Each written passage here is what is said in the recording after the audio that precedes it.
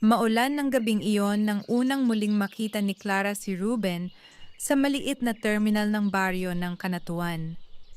Mahigpit niyang hawak ang payong habang nakatanaw sa rumaragasang ulan sa kalsada. Karamihan sa mga tao ay nagmamadaling makauwi, ngunit siya ay tila walang lakas upang gumalaw. Katatawag lamang ng kanyang ina.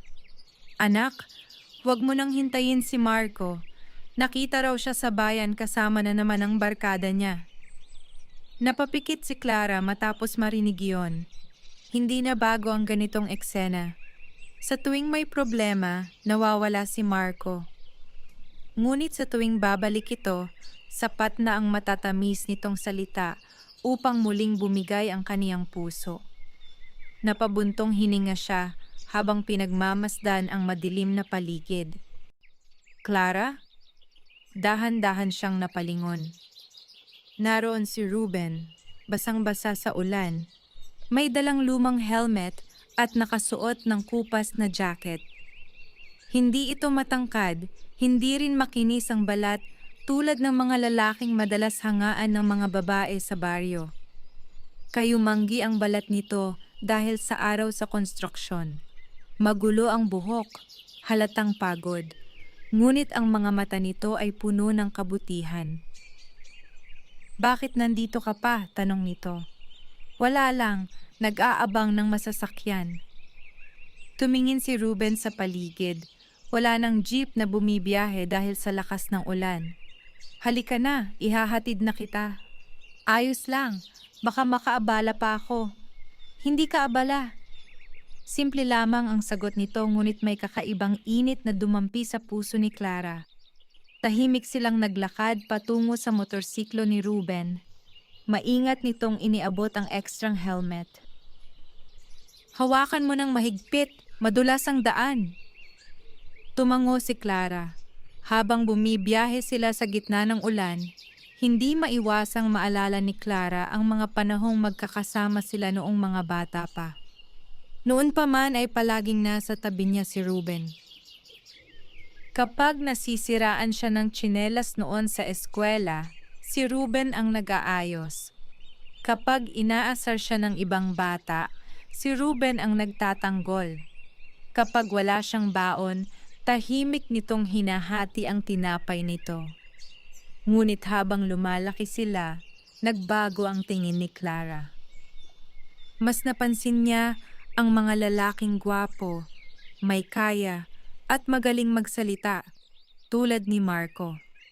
At si Ruben? Naging simpleng kaibigan na lamang sa paningin niya. Pagdating nila sa bahay, ay agad silang sinalubong ng malamlam na ilaw mula sa bintana. Lumabas ang ina ni Clara na si Aling Mercy. "Naku, Ruben! Basang-basa ka! Pumasok ka muna!" "Ayos lang po, Nay Mercy. Ihahatid ko lang po si Clara." Ngumiti ang matanda. "Talagang mabait kang bata. Ikaw talaga ang maaasahan." Napansin ni Clara ang bahagyang pagyuko ni Ruben na tila nahihiya sa papuri. "Mauna na po ako." "Magkape ka muna," alok ni Clara. Saglit na natigilan si Ruben bago ngumiti ng bahagya. "Sige."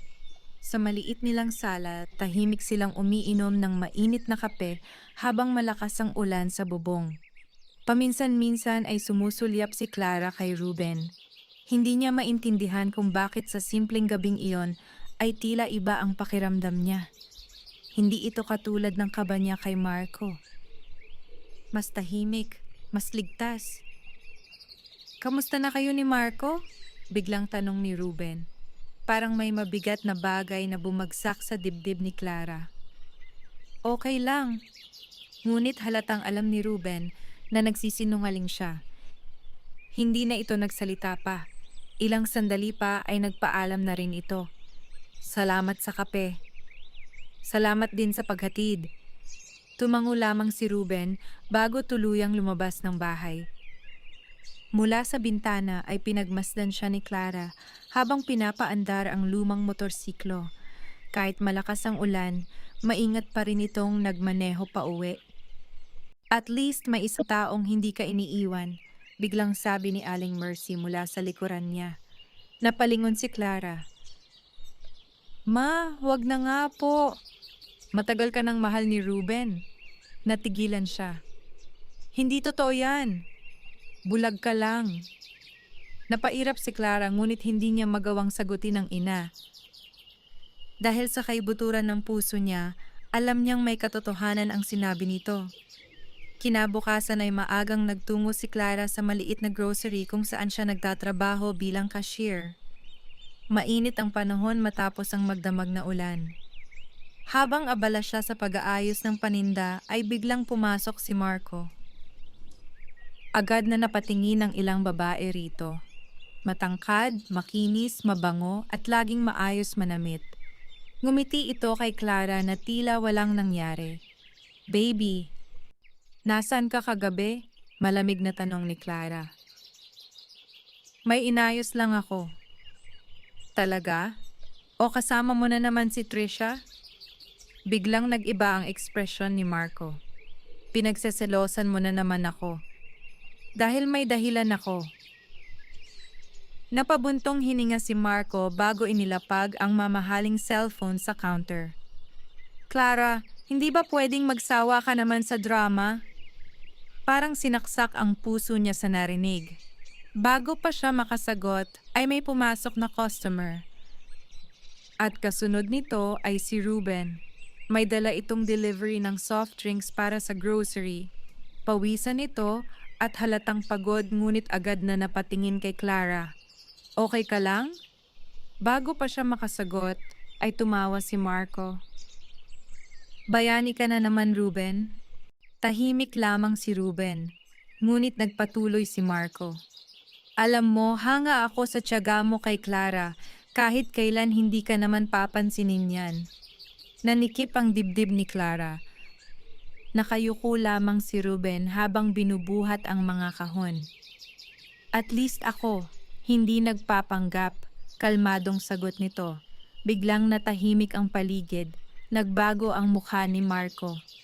"Anong ibig mong sabihin?" "Tama na," agad na singit ni Clara. Ayaw niyang magkaroon ng gulo. Ngunit sa unang pagkakataon ay nakita niya ang sakit sa mga mata ni Ruben. Hindi galit, kundi lungkot. Parang matagal na nitong tinatanggap na kailanman ay hindi siya ang pipiliin ni Clara. At sa kung anong dahilan, mas masakit iyong makita kaysa sa mga kasinungalingan ni Marco. Lumipas ang ilang araw matapos ang nangyaring pagtatalo ni na Marco at Ruben sa grocery, ngunit hindi pa rin mawala sa isip ni Clara ang ekspresyon sa mukha ni Ruben ng araw na yon. Hindi ito sumagot ng may yabang, hindi rin ito nakipagsigawan. Tahimik lamang nitong tinanggap ang pang-insulto ni Marco, ngunit malinaw sa mga mata nito ang matagal ng sakit na pilit nitong itinatago. At sa unang pagkakataon, nakaramdam ng guilt si Clara. Maagang nagising si Clara kinabukasan dahil sa malalakas na katok sa kanilang pinto. "Clara, Clara!" Mabilis siyang bumangon at lumabas ng kwarto. Pagbukas niya ng pinto ay bumungad ang kanyang kapitbahay na si Aling Rosa, hingal na hingal. "Anak, si nanay mo nahilo sa palengke." Parang binuhusan ng malamig na tubig si Clara. "Ano po?" "Dinala siya sa health center." Hindi na siya nakapagpalit ng maayos. Agad siyang tumakbo palabas ng bahay habang nanginginig ang mga kamay. Pagdating niya sa health center, ay nadatnan niya ang kanyang ina na nakahiga habang kinukuhanan ng blood pressure ng nurse. "Ma!" "Ayos lang ako," mahinang sabi ni Aling Mercy. Ngunit halatang nanghihina ito. "High blood ka na naman po," sabi ng nurse. "Kailangan ninyong bumili agad ng gamot." Napahawak si Clara sa noo. Sakto lamang ang kinikita niya sa grocery. Halos kapos pa nga iyon para sa pang-araw-araw nilang gastusin. "Magkano po lahat?" mahina niyang tanong. Binigyan siya ng listahan ng nurse. Nanlamig siya nang makita ang presyo. Halos kalahati iyon ng sweldo niya sa isang linggo. Tahimik siyang napaupo sa gilid. Hindi niya alam kung saan kukuha ng pera. At sa sandaling iyon ay may boses siyang narinig mula sa likuran. Ako na muna! Napalingon siya. Si Ruben. May dala itong maliit na paper bag at halatang bagong dating mula sa trabaho. Basa ng pawis ang damit nito at may bahid pa ng semento ang mga braso. Ayos lang, Ruben. Hindi na nito hinintay ang pagtutol niya. Lumapit ito sa nurse at inilabas ang perang nakatiklop sa bulsa nito. Ate, pabili na rin po ng maintenance niya. Ruben! Halos pabulong na sabi ni Clara. Ngumiti lamang ito ng bahagya. Babayaran mo na lang kapag meron na. Ngunit alam ni Clara na kahit kailan ay hindi ito naniningil. Habang pauwi sila, ay tahimik lamang si Clara. Nakaupo si Aling Mercy sa likod ng tricycle na hiniram ni Ruben sa kaibigan nito. Maingat itong nagmamaneho habang paminsan-minsang lumilingon upang tiyaking ayos lang silang mag-ina. Pagdating nila sa bahay ay agad na inalalaya ni Ruben si Aling Mercy papasok. Magpahinga muna kayo, Nay. Salamat talaga, anak, nakangiting sabi ng matanda. Wala po iyon. Habang nag-aayos ng gamot si Clara sa mesa ay hindi niya maiwasang titigan si Ruben. Simple lamang itong tao, walang kotse, walang mamahaling gamit, wala ring perpektong mukha na hinahangaan ng marami. Ngunit sa bawat oras na nangangailangan siya, ito agad ang dumarating. Parang hindi ito marunong tumanggi kapag siya ang may problema. Magkano lahat ng nagastos mo? Tanong ni Clara. Hayaan mo na. Wag, ibabalik ko. Napakamot sa ulo si Ruben bago marahang ngumiti. Hindi naman kita tinutulungan para bayaran mo ako. Hindi agad nakasagot si Clara. May kung anong mabigat na damdaming bumara sa lalamunan niya. Bago pa siya makapagsalita ay tumunog ang cellphone niya. Si Marco. Agad niyang sinagot. Hello? Punta ka mamaya sa bayan, sabi agad ni Marco. May date tayo. Napatingin si Clara kay Ruben. Hindi ako pwede, masama pakiramdam ni Mama. Saglit na natahimik si Marco bago ito napabuntong hininga. Clara, lagi na lang ba problema? Anong gusto mong sabihin? Hindi ba pwedeng minsan unahin mo naman ako? Parang unti-unting nanlamig ang puso niya, samantalang si Ruben kahit hindi naman obligasyon ay buong araw na tumutulong sa kanila. Next time na lang, mahina niyang sagot. Narinig niyang nag-click ang tawag. Pinatay ni Marco ang linya ng walang paalam. Tahimik na ibinaba ni Clara ang cellphone. Hindi niya namalayang napansin pala iyon ni Ruben. Okay lang ba kayo? Tumango siya kahit hindi naman talaga. Sanay na ako. Saglit na natahimik si Ruben bago ito umupo sa kahoy na upuan malapit sa bintana. Clara! Hindi lahat ng pagmamahal masaya. Napatingin siya rito. Pero minsan, pagpapatuloy nito, makikilala mo ang totoong nagmamahal kapag dumating na lahat ng problema. Hindi siya nakapagsalita. Dahil sa bawat salitang binitiwan ni Ruben, parang may unti-unting gumigising sa puso niyang matagal ng bulag. Pagsapit ng gabi ay umalis na rin si Ruben. Mula sa bintana ay muli siyang nakatanaw habang papalayo ito sa madilim na kalsada. Walang kayabangan, walang hinihinging kapalit, tahimik lamang itong nagmamahal. At sa unang pagkakataon, napaisip si Clara. Bakit kaya ang lalaking pinakamabait sa kanya? Ang siya ring lalaking hindi niya kailanman napansin noon. Mainit ang sikat ng araw kinabukasan, ngunit tila mabigat pa rin ang pakiramdam ni Clara habang naglalakad papunta sa grocery. Paulit-ulit na umiikot sa isip niya ang mga sinabi ni Ruben noong nakaraang gabi. Makikilala mo ang totoong nagmamahal kapag dumating na lahat ng problema. Hindi niya maintindihan kung bakit tila tumatagos iyon sa puso niya. Pagdating niya sa trabaho ay nadatnan niyang abala ang mga kasamahan niya sa pagkukwentuhan. Clara, nakita mo ba si Marco kagabi? Tanong agad ni Jenny, isa niyang katrabaho. Napakunot noo siya. Hindi. Bakit? Nagkatinginan ng ilang babae bago dahan-dahang inilabas ni Jenny ang cellphone nito. May nakita kasi kami. Nanlamig ang kamay ni Clara habang tinitingnan ang litrato sa cellphone. Naroon si Marco, kasama si Trisha. Magkayakap, at malinaw na malinaw ang mga ngiti ng dalawa.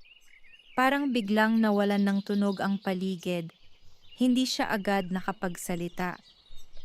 Baka naman magkaibigan lang, mahina niyang sabi kahit siya mismo ay hindi naniniwala. Ngunit bago pa makasagot si Jenny ay may boses na agad mula sa pintuan. At ano naman kung magkasama kami? Lahat ay napalingon. Si Marco. Nakatayo ito sa may entrance ng grocery habang walang anumang bakas ng guilt sa muka. Dahan-dahang lumapit si Clara. Totoo ba ito? Tiningnan lamang ni Marco ang cellphone bago napairap. Clara, napakaliit na bagay. Maliit? Hindi ka ba napapagod sa pagiging praning? Parang may humigpit sa dibdib niya. Sinungaling ka. Napatawa si Marco ngunit malamig ang mga mata nito. Alam mo kung bakit ka mahirap mahalin? Natahimik ang paligid. Dahil napakadrama mo. Pakiramdam ni Clara ay unti-unting nadurog ang puso niya sa harap ng maraming tao. Hindi dahil sa kahihiyan, kundi dahil sa katotohanang mahal niya ang isang taong kayang saktan siya ng ganoon kadali. Marco, tama na, sabi ng isa nilang katrabaho. Ngunit hindi ito tumigil. Tingnan mo nga sarili mo. Wala ka namang maipagmamalaki kundi pagiging selosa. Tuluyang namuo ang luha sa mga mata ni Clara. At bago pa siya tuluyang masira sa harap nila, ay mabilis siyang lumabas ng grocery. Hindi niya alam kung saan siya pupunta. Basta ang alam niya, gusto niyang mawala. Gusto niyang takasan ng sakit. Patuloy siyang naglakad hanggang makarating siya sa lumang waiting shed malapit sa ilog. Doon siya napaupo habang tuluyang bumagsak ang mga luha niya. Mahal niya si Marco. Totoo iyon. Ngunit habang tumatagal, pakiramdam niya ay lalo lamang siyang nawawala sa sarili. Bigla niyang narinig ang mahinang tunog ng motorsiklo. Pag-angat niya ng tingin ay bumungad si Ruben. Agad itong bumaba at lumapit sa kanya. Clara, hindi na niya napigilang umiyak ng mas malakas. Walang salitang lumabas sa bibig niya. Tahimik lamang siyang yumuko habang nanginginig ang balikat. At tulad ng dati, hindi nagtanong si Ruben. Hindi nito pinilit na magsalita siya. Tahimik lamang itong umupo sa tabi niya. Matagal silang walang imikan. Hanggang sa marahan nitong iniabot ang isang panyo. Umiyak ka lang. Simple lamang ang sinabi nito, ngunit mas lalo iyong nagpabigat sa damdamin ni Clara. Ang sakit na, halos pabulong niyang sabi. Napatitig si Ruben sa ilog sa kanilang harapan. Alam ko, napatingin siya rito. Paano mo nalalaman? Ngumiti ito ng mapait. Kasi matagal na rin akong nasasaktan. Nanikip ang dibdib ni Clara. Unti-unti niyang naaalala ang lahat. Lahat ng pagkakataong hindi niya pinansin si Ruben. Lahat ng pagkakataong mas pinili niya si Marco kahit kitang-kita na kung sino ang totoong nagmamalasakit. At tanga ako, mahinang sabi niya habang pinupunasan ng luha. Paulit-ulit akong bumabalik sa kanya. Kapag mahal mo kasi, umaasa ka pa rin. Pero bakit parang hindi sapat yung pagmamahal ko? Saglit na natahimik si Ruben bago ito tumingin sa kanya. Kasi mali ang taong binibigyan mo. Parang tumigil ang mundo ni Clara nang marinig iyon. Walang yabang sa paraan ng pagsasalita nito. Wala ring pagpilit, katotohanan lamang. At iyon ang mas masakit. Maya-maya ay tumayo si Ruben. Halika, ihahatid na kita.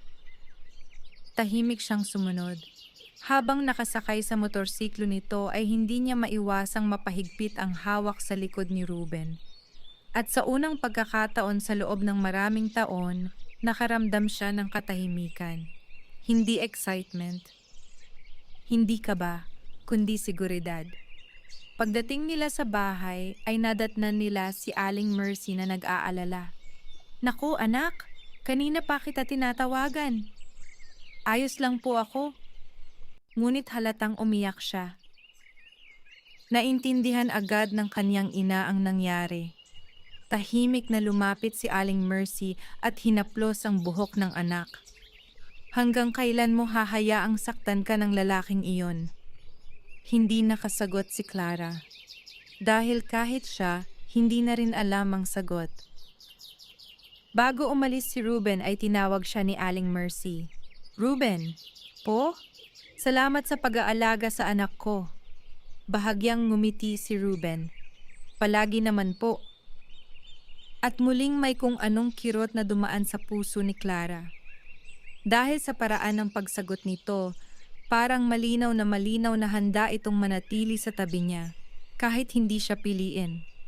Mula nang mangyari ang gulo nila ni Marco sa grocery ay tila nagbago ang lahat para kay Clara. Hindi na siya ganoon kasabik maghintay ng mensahe nito. Hindi na rin siya agad naniniwala sa matatamis nitong salita. Ngunit kahit pilit niyang nilalayo ang sarili, hindi pa rin ganoon kadaling kalimutan ang taong matagal niyang minahal. Ilang araw ding hindi nagpakita si Marco. At sa bawat araw na lumilipas, mas lalo niyang napapansin kung sino talaga ang nananatili sa tabi niya. Si Ruben. Tuwing umaga ay dumadaan ito sa bahay nila upang maghatid ng pandesal para kay Aling Mercy. Kapag gabi naman at umuulan, palihim nitong tinitiyak na nakakandado ng maayos ang kanilang bintana at gate. Hindi ito nagsasalita ng marami. Hindi rin ito nagyayabang sa mga ginagawa nito. Tahimik lamang itong nagmamalasakit. At iyon ang unti-unting nagpapalambot sa puso ni Clara. Isang hapon maagang nagsara ang grocery dahil nawalan ng kuryente sa buong baryo. Naglakad pa uwi si Clara habang madilim ang kalangitan na tila magbabadya ng malakas na ulan. Habang naglalakad siya sa makipot na daan, ay may narinig siyang busina sa likuran. Paglingon niya ay si Marco. Nakasandal ito sa bagong motorsiklo habang nakatingin sa kanya. Sumakay ka. Hindi agad gumalaw si Clara. Anong kailangan mo? Napabuntong hininga si Marco. Galit ka pa rin? Hindi siya sumagot. Bumaba si Marco sa motorsiklo at lumapit.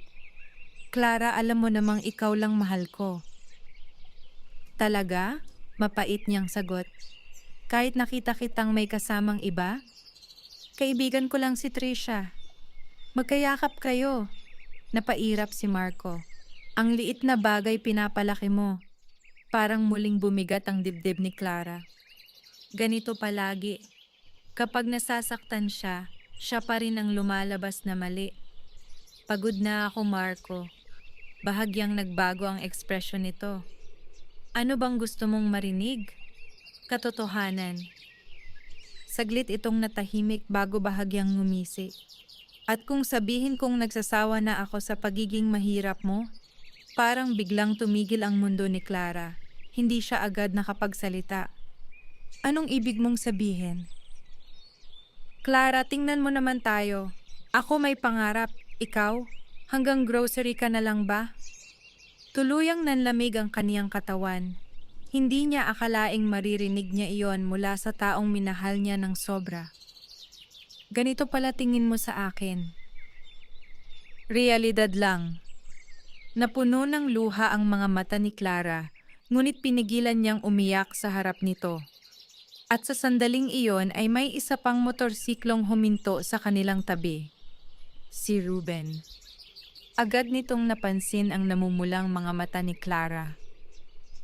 Ayos ka lang? Bago pa siya makasagot ay tumawa ng mahina si Marco. Ayan na ang tagapagligtas mo.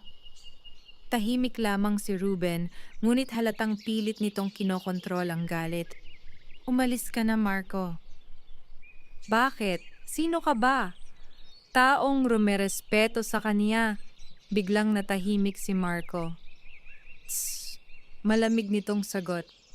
Kaya ka walang nararating eh. Masyado kang mabait.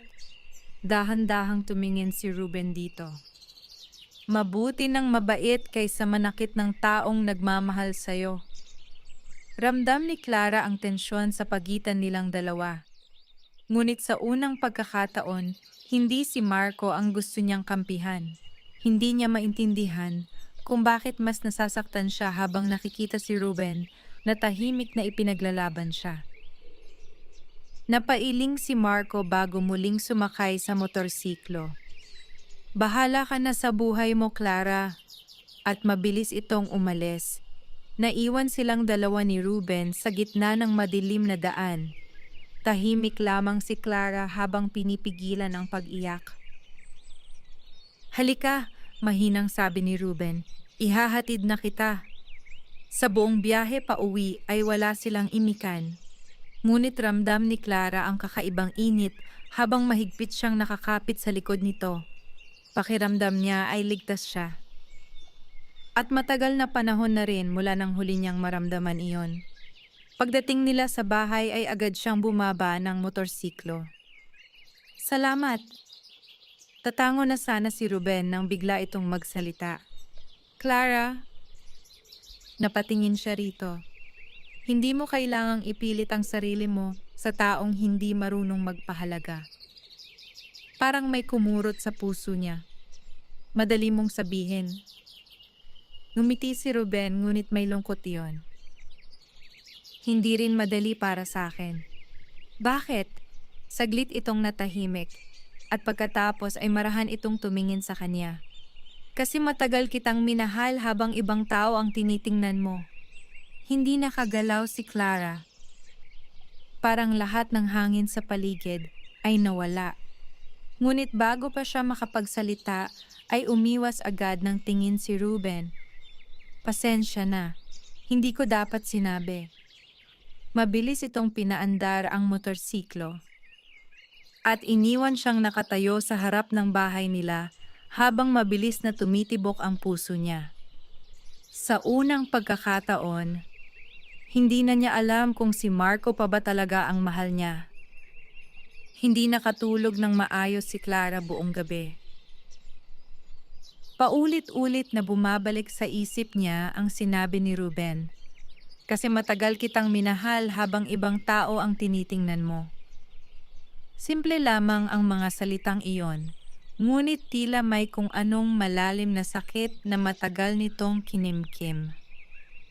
At habang iniisip niya yon, mas lalo niyang nararamdaman ang bigat sa dibdib niya.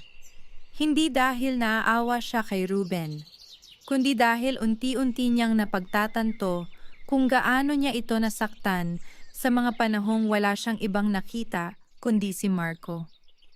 Maagang nagising si Clara kinabukasan upang maghanda para sa trabaho. Paglabas niya ng bahay ay agad niyang napansin ang isang maliit na plastic bag na nakasabit sa gate nila. May lamang pandesal at gatas. At kahit walang pangalan, alam niyang si Ruben ang nag-iwan noon. Napangiti siya nang hindi namamalayan. Ngumingiti ka na naman dyan, tukso ni Aling Mercy habang nagwawali sa bakuran. Hindi ah. Tigilan mo ako anak, kilala kita. Napailing si Clara ngunit hindi niya maitago ang bahagyang pamumula ng mukha niya. Habang naglalakad siya papunta sa grocery, ay hindi niya maiwasang hanapin si Ruben sa daan. Ngunit hindi niya ito nakita. At hindi niya maintindihan kung bakit tila may kulang sa araw niya dahil doon. Pagdating niya sa grocery, ay agad siyang nilapitan ni Jenny. Uy, may balita ka ba?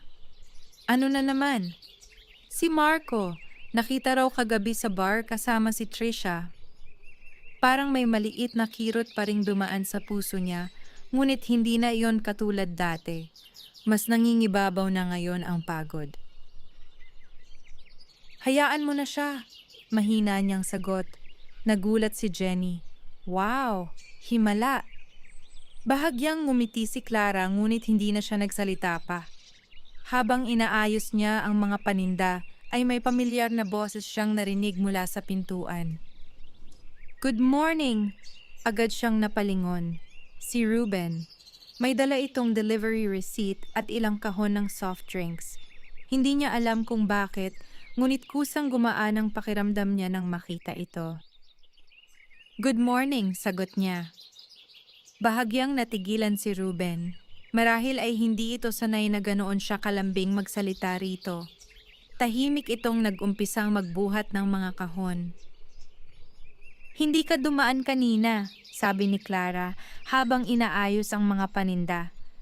Maaga kasi biyahe namin. Pero nag-iwan ka ng pandesal. Napakamot si Ruben sa ulo. Maliit na bagay lang naman. Napailing si Clara. Bakit mo ba ginagawa lahat ng iyon? Saglit na natigilan si Ruben. At pagkatapos ay ngumiti ito ng bahagya. Kasi gusto kitang alagaan. Biglang umiwas ng tingin si Clara habang mabilis na tumibok ang puso niya. Hindi siya sanay sa ganitong pakiramdam. Kay Marco, palaging kaba at pag-aalala ang nararamdaman niya. Ngunit kay Ruben, may katahimikan, may init, at may seguridad na hindi niya kailanman naranasan noon. Maya-maya ay biglang dumilim ang kalangitan. Parang uulan, sabi ng isa nilang katrabaho. At ilang minuto pa lamang ang lumipas ay bumuhos na agad ang malakas na ulan. Nagsimulang magsiuwian ang ibang customer habang ang iba naman ay sumilong muna. Nakatayo si Clara malapit sa pintuan habang pinagmamasdan ng ulan. May payong ka? Tanong ni Ruben. Wala. Tahimik nitong inilabas ang isang lumang payong mula sa bag nito. Gamitin mo. Anong gagamitin mo? Sanay naman ako mabasa. Napangiti si Clara. Hindi pwede. Sabay na tayo. Halatang nagulat si Ruben sa sinabi niya. Ha? Sabi ko sabay na tayo. Hindi agad ito nakasagot. At sa unang pagkakataon, nakita niyang namula ang tainga nito sa hiya. Pagkatapos ng trabaho ay sabay silang naglakad pa uwi sa ilalim ng iisang payong. Makitid lamang iyon kaya halos magkadikit ang kanilang mga balikat. Tahimik silang naglalakad habang malakas ang ulan sa paligid. Ngunit hindi awkward ang katahimikan. Pakiramdam ni Clara ay matagal na niyang gustong maranasan ng ganitong klaseng kapayapaan. Habang naglalakad sila ay may nadaanan silang ilang binatang tambay. Oy Ruben! Sigaw ng isa. Himala! Kasama mo na crush mo! Nagtawanan ang mga ito. Agad na namula si Ruben. Mga sira-ulo, mahina nitong sabi. Ngunit si Clara, napangiti lamang. At sa simpleng sandaling iyon, may kung anong unti-unting nagbabago sa puso niya. Pagdating nila sa bahay ay huminto si Ruben sa tapat ng gate. Sige, mauuna na ako. Ngunit bago ito tuluyang makaalis ay bigla siyang nagsalita. Ruben, napalingon ito. Salamat. Para saan? Sa lahat. Tahimik itong tumingin sa kanya. At sa mga matang iyon, unang beses nakita ni Clara ang lalim ng pagmamahal na matagal nang inilalaan nito para sa kanya. Walang halong pagmamataas, walang hinihinging kapalit, isang pag-ibig na tahimik lamang na naghihintay. Mas naging magaan ang mga sumunod na araw para kay Clara. Unti-unti niyang napapansin na hindi na si Marco ang unang pumapasok sa isip niya tuwing umaga. Hindi na rin siya naghihintay ng mensahe nito. Sa halip, nasasanay na siyang hanapin ang simpleng presensya ni Ruben, ang tahimik nitong pagngiti, ang palagi nitong pag-aalala, at ang paraan nitong alagaan siya nang hindi kailangang sabihin. Ngunit habang mas lumalapit sila sa isa't isa, may mga bagay ding unti-unting gumugulo sa isip ni Clara. Isang hapon matapos ang trabaho ay dumaan siya sa maliit na karinderya malapit sa terminal upang bumili ng ulam para sa kaniyang ina. Habang naghihintay siya ay may narinig siyang pamilyar na boses. "Ruben, dagdagan mo pa ng kanin." Agad siyang napalingon. At tila may kung anong kumurot sa puso niya nang makita si Ruben na nakaupo kasama ang isang magandang babae. Maputi ito, mahaba ang buhok at halatang maayos manamit. Mas bagay ito kay Ruben kaysa sa kanya. Natawa ang babae habang inaabutan si Ruben ng tubig. At si Ruben, ngumiti rin. Hindi alam ni Clara kung bakit biglang bumigat ang pakiramdam niya.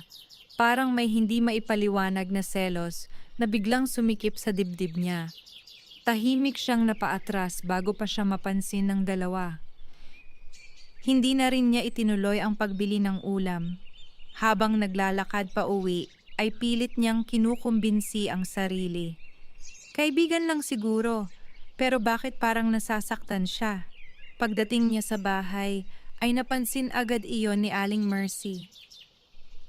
"Anak, anong nangyari?" "Wala po." "Bakit parang iiyak ka?" Napailing si Clara. Ayaw niyang aminin kahit sa sarili niya. Ngunit habang tumatagal, lalo niyang naiintindihan ang nararamdaman niya. Nasasaktan siya dahil ayaw niyang may ibang babaeng mapalapit kay Ruben. At doon siya natakot. Kinagabihan ay may kumatok sa kanilang pinto. Pagbukas niya ay si Ruben. May dala itong maliit na supot ng prutas para kay Aling Mercy. "Napadaan lang ako." "Pumasok ka." Tahimik itong umupo sa sala habang inaabot ang dala nito. Ngunit buong gabi ay tila mailap si Clara. Halos hindi siya makatingin dito ng maayos. Napansin iyon ni Ruben. "May problema ba?" "Wala." "Sigurado?" Tumango siya, ngunit halatang hindi kumbinsido si Ruben. Maya-maya ay nagsalita ito. "Nakita mo ba ako kanina sa karinderya?" Biglang napatingin si Clara rito. "At bakit mo itinatanong?" Bahagyang ngumiti si Ruben. "Kasi nakita kita." Parang biglang uminit ang mukha niya. Hindi pala siya nito na-miss. "Kaibigan ko lang si Liza," paliwanag agad ni Ruben. "Pinsan siya ng katrabaho ko." Hindi alam ni Clara kung bakit agad gumaan ang pakiramdam niya matapos marinig iyon. At lalong hindi niya maintindihan kung bakit gusto niyang mapangiti. Tahimik siyang yumuko upang itago ang reaksyon niya. Ngunit napansin iyon ni Ruben. "Clara? Nagseselos ka ba?" Parang muntik siyang mabilaukan. "Ano? Hindi ah." Napatawa si Ruben ng mahina. At iyon marahil ang unang pagkakataon na nakita ni Clara itong tumawa ng ganoon kasaya. "Bakit ka tumatawa?" "Wala lang." "Ruben," mas lalo lamang itong natawa. At habang pinagmamasdan niya ito, napansin ni Clara ang isang bagay na matagal na niyang hindi nakita noon. Gwapo si Ruben kapag masaya. Hindi man ito kasing kinis o kasing porma ni Marco, ngunit may kakaibang gaan sa mukha nito kapag tumatawa. Totoo, malinis, at puno ng kabutihan. Unti-unting tumahimik ang paligid habang magkatitigan sila. At sa unang pagkakataon si Clara naman ang unang umiwas ng tingin. Mabilis ang tibok ng puso niya. Hindi na iyon simpleng awa o pasasalamat. May mas malalim na siyang nararamdaman. At natatakot siyang aminin iyon. Bago umalis si Ruben ay huminto ito sa may pintuan. "Clara." Napatingin siya rito. Masaya ako kapag kasama kita. Parang muling tumigil ang mundo niya. At matapos sabihin iyon, ay agad nang umalis si Ruben. Naiwan si Clara sa sala habang hindi mapigilan ang mabilis na pagtibok ng kaniyang puso. Mula sa kusina ay napangiti si Aling Mercy habang tahimik na pinagmamasdan ang anak. Mukhang sa wakas. Unti-unti nang natututong makita ni Clara ang lalaking totoong nagmamahal sa kanya.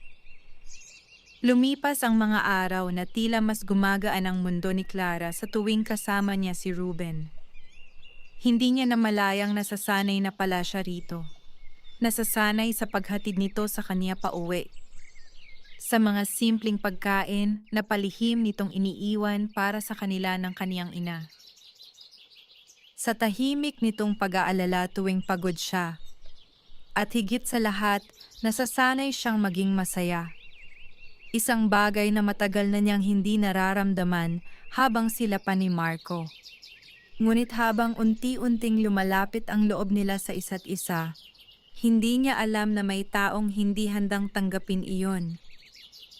Isang gabi matapos magsara ang grocery ay mag-isang naglalakad si Clara pauwi. Hindi nakadating si Ruben dahil may overtime raw ito sa trabaho. Habang naglalakad siya sa madilim na daan, ay bigla siyang may narinig na pamilyar na boses. "Clara!" Agad siyang napahinto. Mula sa ilalim ng poste ng ilaw ay lumabas si Marco. Nakasandal ito sa motorsiklo habang nakatitig sa kanya. "Anong ginagawa mo rito?" Malamig niyang tanong. Lumapit si Marco. "Hindi mo na ako kinakausap. Dahil wala na tayong dapat pag-usapan." Bahagyang napangiti si Marco, ngunit halatang pilit iyon. "Dahil ba kay Ruben?" Hindi sumagot si Clara. At ang pananahimik niya ang lalong nagpakunot noo kay Marco. "Hindi ka seryoso." "Anong hindi seryoso?" "Sa kanya." Napabuntong hininga si Clara. "Bakit? Dahil hindi siya gwapo?" Biglang natahimik si Marco. "Clara, alam mo kung ano ang pinagkaiba ninyong dalawa?" Pagpapatuloy niya habang nangingilid ang luha sa mga mata. "Ikaw, magaling ka lang magsalita. Pero si Ruben, pinaparamdam niya sa akin kung ano ang tunay na pagmamahal." Nanigas ang mukha ni Marco. "At kailan mo pa na-realize yan?" "Simula nang mapagod akong habulin ka." Tahimik ang paligid. Tanging mahihinang kulog lamang ang naririnig mula sa kalangitan. "Tanga ka," malamig na sabi ni Marco. "Mas pipiliin mo ang lalaking walang pera at walang itsura?" Masakit pa rin marinig iyon. Ngunit sa pagkakataong ito, hindi na siya nasaktan para sa sarili niya. Nasaktan siya para kay Ruben. "Mas gugustuhin ko ang lalaking may totoong puso." Biglang tumalim ang tingin ni Marco. "Hindi mo kilala si Ruben gaya ng iniisip mo." Napakunot noo si Clara. "Anong ibig mong sabihin?" Ngunit bago pa makasagot si Marco ay may motorsiklong mabilis na huminto sa tabi nila. Si Ruben. Agad itong bumaba nang makita ang tensyon sa pagitan nila. "Clara, ayos ka lang?" Tumango siya. Ngunit halatang galit na galit si Marco. "Sakto, nandito ka na rin pala." Tahimik lamang si Ruben. "Umalis ka na, Marco." Napatawa ito ng mapait. "Matapang ka lang kasi kampi na siya sa'yo ngayon." "Hindi ako nakikipag-away. Pero matagal mo nang hinihintay na mawala ako, hindi ba?" Biglang nanikip ang dibdib ni Clara nang makita niyang tila may matagal ng tensyon sa pagitan nilang dalawa. Hindi lamang dahil sa kanya. Parang marami pang hindi niya alam. "Marco, tama na," sabi niya. Ngunit hindi ito nakinig. "Sabihin mo nga sa kanya, Ruben." Tahimik lamang si Ruben. "Sabihin mo kung bakit hindi ka nagkakagusto sa ibang babae noon." parang may kung anong bumigat sa hangin. Marco, madiing sabi ni Ruben, ngunit ngumisi lamang ito kasi buong buhay mo siyang mahal. Parang tumigil ang oras. Dahan-dahang napalingon si Clara kay Ruben. Hindi ito makatingin sa kanya. Nakatikom lamang ang panga nito habang halatang nahihirapang magsalita. Totoo ba? Mahina niyang tanong. Tahimik. At ang katahimikang iyon ang naging sagot. Unti-unting napuno ng emosyon ang dibdib ni Clara. Gaano katagal? Halos pabulong niyang tanong. Marahang napapikit si Ruben bago ito nagsalita. Simula high school. Nanlambot ang mga tuhod ni Clara. Lahat ng alaala ay biglang nagsibalikan sa kanya. Lahat ng pagkakataong nandoon si Ruben. Lahat ng tulong nito. Lahat ng tahimik nitong pag-aalaga. Hindi iyon simpleng kabaitan lamang. Pagmamahal pala iyon. Matagal na panahon na. At habang siya ay abalang habulin si Marco, tahimik namang naghihintay si Ruben sa gilid. Hindi para pilitin siyang mahalin, kundi para siguraduhing may sasalo sa kanya kapag nasasaktan siya. Ang lungkot mo naman, malamig na sabi ni Marco bago sumakay muli sa motorsiklo. Magpakabayani ka na lang habang buhay. At mabilis itong umalis. Naiwan sina Clara at Ruben sa ilalim ng madilim na kalangitan.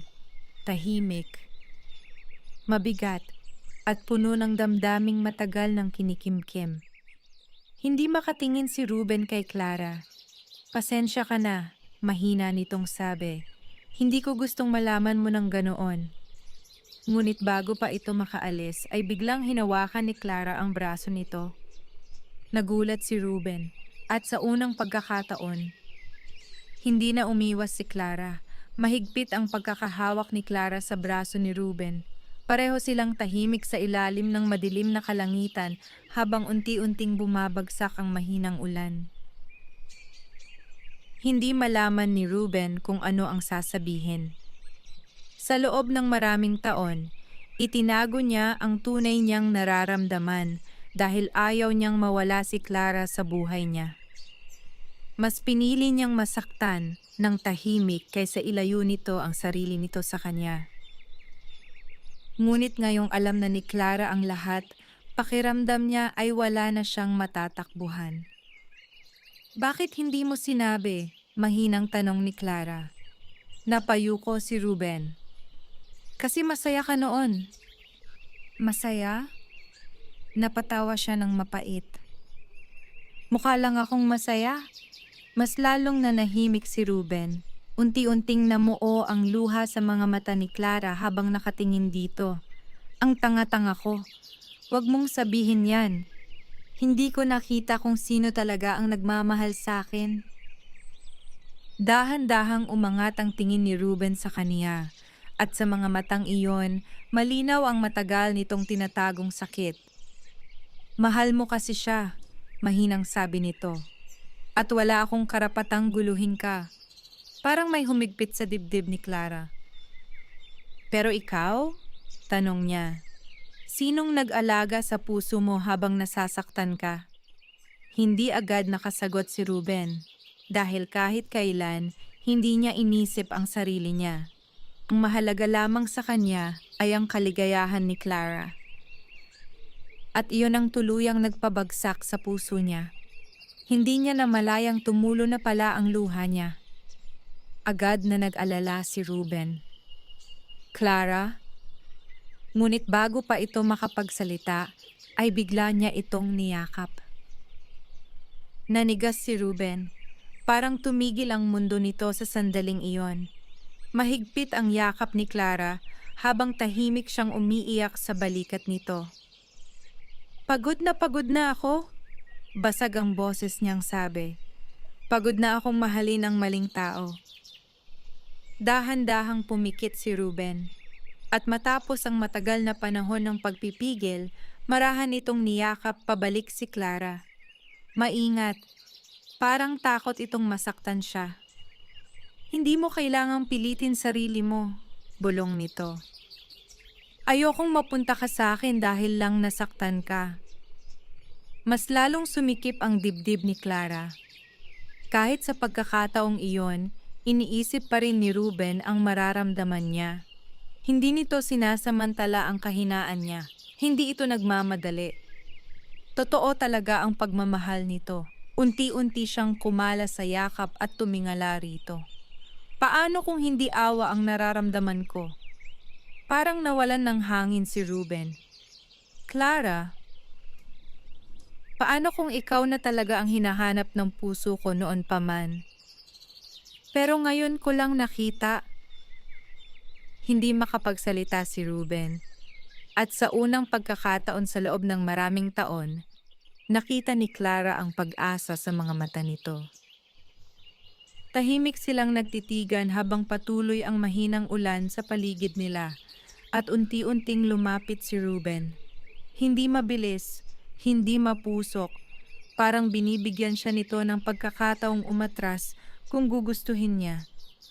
Ngunit hindi umatras si Clara dahil sa unang pagkakataon, sigurado siya sa nararamdaman niya. Marahang hinawakan ni Ruben ang pisngi niya. Mainit ang palad nito kahit malamig ang gabi. At kung masaktan ka ulit, mahina nitong tanong. Bahagyang ngumiti si Clara habang may luha pa rin sa mga mata. Mas natatakot akong mawala ka. Parang tuluyang natunaw ang matagal ng takot ni Ruben matapos marinig iyon. At sa wakas, marahan nitong inilapit ang noo sa noo ni Clara. Walang pagmamadali, walang ingay. Tanging dalawang pusong matagal nang naghihintay sa isa't isa. Kinabukasan ay tila mas magaan ang lahat para kay Clara. Habang nagluluto siya ng almusal, ay hindi niya mapigilang mapangiti. Napansin agad iyon ni Aling Mercy. Anong meron? Wala po. Talaga lang ha? Napailing ang matanda ngunit halatang natutuwa. Maya-maya ay may kumatok sa gate. Paglabas ni Clara ay nakita niya si Ruben na may dalang pandesal. Ngunit ngayong alam na niya ang tunay nitong nararamdaman, iba na ang pakiramdam tuwing nakikita niya ito. Mas mabilis ang tibok ng puso niya, mas mainit ang pakiramdam niya, at mas gusto niyang mapalapit dito. Good morning, mahiyain itong bati. Ngumiti si Clara. Good morning! Tahimik silang nagtitigan. At sa simpleng sandaling iyon, parehong alam nilang may bagong nagsisimula sa pagitan nilang dalawa. Hindi na iyon isang pag-ibig na tago, kundi isang pagmamahalang unti-unti nang tinatanggap ng kanilang mga puso. Mula ng gabing iyon ay naging mas malapit sina Clara at Ruben sa isa't isa. Hindi pa man sila tuluyang nagiging magkasintahan, ramdam na ng buong baryo ang pagbabago sa pagitan nila. Mas madalas nang ngumiti si Clara. Mas masaya na rin si Ruben. At sa unang pagkakataon matapos ang maraming taon, pareho nilang naramdaman kung gaano kasarap mahalin ang taong tunay na nagmamahal sa'yo. Ngunit tulad ng maraming pag-ibig, hindi naging madali ang lahat. Isang umaga habang papasok si Clara sa grocery ay nadatnan niyang nakatayo si Marco sa tapat nito. Mukhang hindi ito nakatulog ng maayos. Magulo ang buhok at halatang may iniisip. Agad siyang umiwas ngunit mabilis nitong hinawakan ang braso niya. Clara, mag-usap tayo. Wala na tayong dapat pag-usapan. Please. Ngayon lang niya narinig si Marco na ganoon kababa ang boses. Dahan-dahan niyang binawi ang kamay niya. Ano ba talaga gusto mo? Tahimik si Marco sandali bago ito tumingin sa kanya. Mahal pa kita. Parang may munting kirot pa ring dumaan sa puso ni Clara. Hindi dahil gusto pa niyang bumalik dito, kundi dahil minsan, ito ang lalaking pinangarap niyang makasama habang buhay. Ngunit iba na ngayon. Pagod na ang puso niya. Late ka na, Marco. Nagkamali lang ako. Paulit-ulit. Magbabago ako. Napapikit si Clara. Noon, sapat na ang mga salitang iyon upang patawarin niya ito. ngunit hindi na ngayon. Alam mo kung ano ang masakit, mahina niyang sabi. Kailangan ko pang masaktan ng sobra bago ko nakita kung sino talaga ang mahalaga. Biglang tumigas ang panga ni Marco. Dahil kay Ruben, hindi siya sumagot at iyon ang lalong nagpatindi sa galit nito. Ano bang meron sa kanya? Biglang sigaw nito. Hindi naman siya gwapo, wala naman siyang pera. Napatingin ang ilang tao sa kanila, ngunit hindi na natakot si Clara. Pero hindi niya ako pinaiyak. Biglang natahimik si Marco. At higit sa lahat, pagpapatuloy niya habang nangingilid ang luha, hindi niya ako pinaramdam na kulang ako. Ramdam ni Marco na unti-unti na siyang nawawala kay Clara. At iyon ang unang beses na tila tunay itong natakot. Clara. Ngunit bago pa ito makalapit ay may isang boses na pumagitna. Tama na. Agad silang napalingon. Si Ruben. Nakatayo ito ilang metro ang layo habang seryosong nakatingin kay Marco. Hindi galit, pero handang protektahan si Clara. Napatawa ng mapait si Marco. Ayan na naman ang tagasalo mo. Tahimik lamang si Ruben habang lumalapit. Umalis ka na. At kung hindi, huminto si Ruben sa harap nito. Hindi kita papatulan, pero hindi ko hahayaang saktan mo siya ulit. Nanikip ang dibdib ni Clara habang pinagmamasdan si Ruben. Hindi ito malakas magsalita. Hindi rin ito mahilig magyabang. Ngunit sa bawat salitang lumalabas dito, ramdam niya ang katatagan at katapatan nito. At ano ka ngayon? Malamig na tanong ni Marco. Bayani? Hindi. Tahimik na tumingin si Ruben kay Clara bago muling humarap kay Marco. Taong nagmamahal lang. Parang may kung anong tumama sa puso ni Clara matapos marinig iyon. Samantalang si Marco ay napailing habang mapait na tumatawa. Ang dali mong sabihin kasi ikaw ang pinili. At pagkatapos noon ay tuluyan na itong umalis. Naiwan sina Clara at Ruben sa harap ng grocery. Tahimik lamang si Clara habang pinagmamasdan ang papalayong si Marco. May lungkot pa rin. May mga alaala pa ring mahirap kalimutan. Ngunit hindi na siya nanghihinayang. Dahil ngayon, alam na niya kung ano ang tunay na pagmamahal. Okay ka lang? Mahinang tanong ni Ruben. Tumango siya. At salamat. Para saan? Sa hindi pagsuko sa akin. Saglit na natahimik si Ruben bago itong ngumiti ng bahagya. Kahit kailan hindi naman kita kayang sukuan. At sa unang pagkakataon, hindi na natakot si Clara sa nararamdaman niya. Dahan-dahan niyang hinawakan ang kamay ni Ruben. Nagulat ito ngunit hindi bumitiw. Mahigpit nitong hinawakan pabalik ang kamay niya na para bang matagal na nitong hinihintay ang sandaling iyon. At habang magkahawak kamay silang nakatayo sa ilalim ng sikat ng araw, alam ni Clara na unti-unti nang naghihilom ang pusong matagal na nasaktan. Dahil minsan, ang lalaking hindi mo pinapansin noon ang siya palang taong handang mahalin ka habang buhay. Lumipas ang ilang buwan, unti-unting naging tahimik at masaya ang buhay ni Clara. Hindi man marangya, sapat na iyon upang maramdaman niya ang kapayapaang matagal niyang hinanap. At sa bawat araw na lumilipas, lalo niyang napapatunayan na tama ang naging desisyon niyang piliin si Ruben. Hindi siya nito binibigyan ng mamahaling regalo. Wala rin itong matatamis na salitang paulit-ulit na binibitiwan. Ngunit sa maliliit na bagay, doon niya tunay na nararamdaman ang pagmamahal nito. Sa tuwing gigising siya sa umaga at may mainit ng pandesal sa mesa.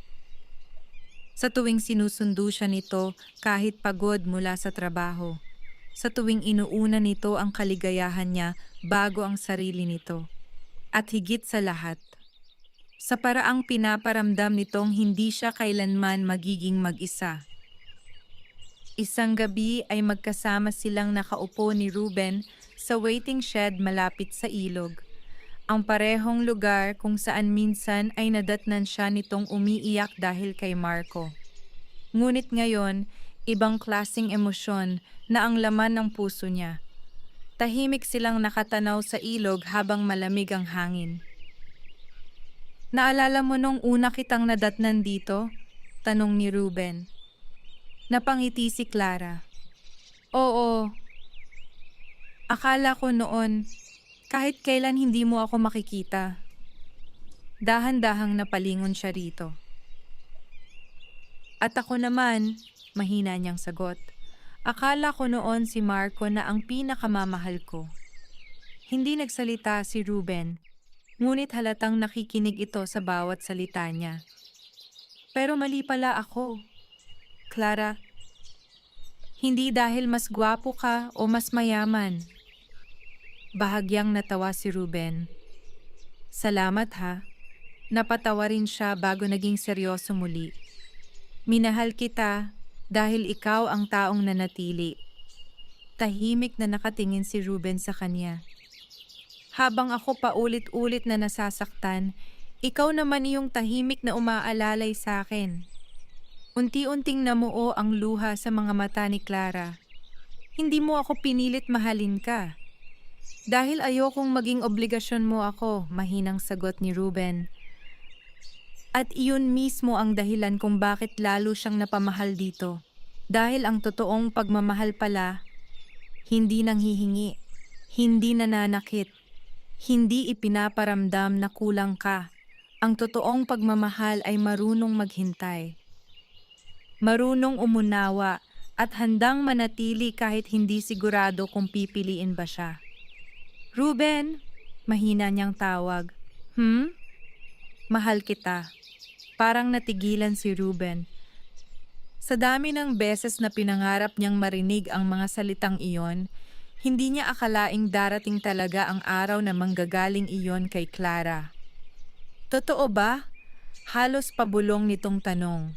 Ngumiti si Clara habang tumutulo ang luha niya. Oo. At sa unang pagkakataon matapos ang maraming taon ng tahimik na pagmamahal, nakita ni Clara ang lalim ng saya sa mga mata ni Ruben. Hindi ito iyong masayang mayabang, kundi iyong saya ng taong matagal nang nasaktan ngunit sa wakas ay minahal na rin pabalik. Marahang hinawakan ni Ruben ang kamay niya. Pangako, mahina nitong sabi, hinding-hindi kita paiiyakin gaya ng ginawa niya. Napaluha lalo si Clara habang napapangiting umiling. At pangako ko rin, sagot niya, hindi na kita ipaparamdam na hindi ka sapat. Mahigpit na hinawakan ni Ruben ang kamay niya habang pareho silang nakatanaw sa madilim na ilog na minsang naging saksi sa sakit ng kanilang mga puso. Ngunit ngayon, saksi na rin iyon sa paghilom ng lahat. Sa baryo ng San Isidro, maraming tao ang nagsasabing hindi bagay si Ruben kay Clara. Hindi ito gwapo, hindi mayaman, simple lamang itong lalaki. Ngunit habang tumatagal, napatunayan ni Clara ang isang bagay na hindi kayang tapatan ng magandang mukha o pera. Ang lalaking totoong nagmamahal ay hindi iyong pinakamakisig, kundi iyong taong handang manatili sa tabi mo sa oras ng sakit, pagod at kahinaan. At sa huli, hindi man si Ruben ang lalaking unang minahal ni Clara, siya naman ang lalaking minahal niya ng totoo. Wakas.